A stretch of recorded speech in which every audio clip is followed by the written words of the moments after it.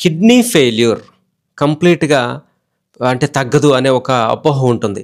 Creatinine తగ్గదు అనే ఒక అపోహ ఉంటుంది. కానీ వీళ్ళు ఎలా తగ్గించుకున్నారు? జాగ్రత్తగా గమనించండి స్క్రీన్ మీద. మీరు చూసుకుంటే గనక ఈ రీసెర్చ్‌లో మీరు రిపోర్ట్ చూడొచ్చు. 6 మంత్స్ రీసెర్చ్ చేయడం అనేది జరిగింది పేషెంట్స్ మీద. వీళ్ళలో క్రియాటినిన్ తగ్గింది. తద్వారా జీఎఫ్ఆర్ అనేది 19% పెరగడం అనేది జరిగింది. అలాగే ప్రోటీనూరియా కూడా 32% తగ్గడం జరిగింది. సో మనకి నేచురల్‌గా ఒక విధానంలో ఇలా జరుగుతున్నప్పుడు మనం ఎందుకు భయపడాలి? ఎటువంటి సైడ్ ఎఫెక్ట్స్ లేవు. ప్రకృతి ఇచ్చినటువంటి ఒక ఔషధం ద్వారా ఈ విధంగా మనకి జీఎఫ్ఆర్ అనేది పెరగడం అనేది జరిగింది. క్రియాటినిన్ తగ్గడం అనేది జరిగింది. ప్రోటీన్ లీకేజ్ అనేది కూడా తగ్గడం అనేది జరిగింది. సో ఇది అందరికీ అందుబాటులో నేచర్‌లో ఉన్నప్పుడు మనం ఎందుకు విడిచిపెట్టడం?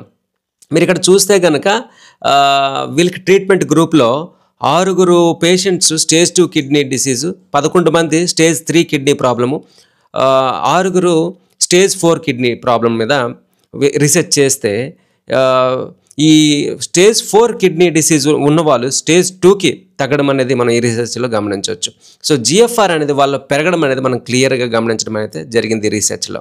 కాబట్టి గ్రేప్ సీడ్ ఎక్స్ట్రాక్ట్ వాడుకోవడం ద్వారా కేవలము ఈ క్రానిక్ కిడ్నీ డిసీజ్ని వీరు తగ్గించుకోగలిగారు. అంటే ద్రాక్ష పళ్ళు విత్తనాల నుంచి ఇది జరిగింది, ఇంత మిరాకిల్ అనేది మీరు గుర్తించండి.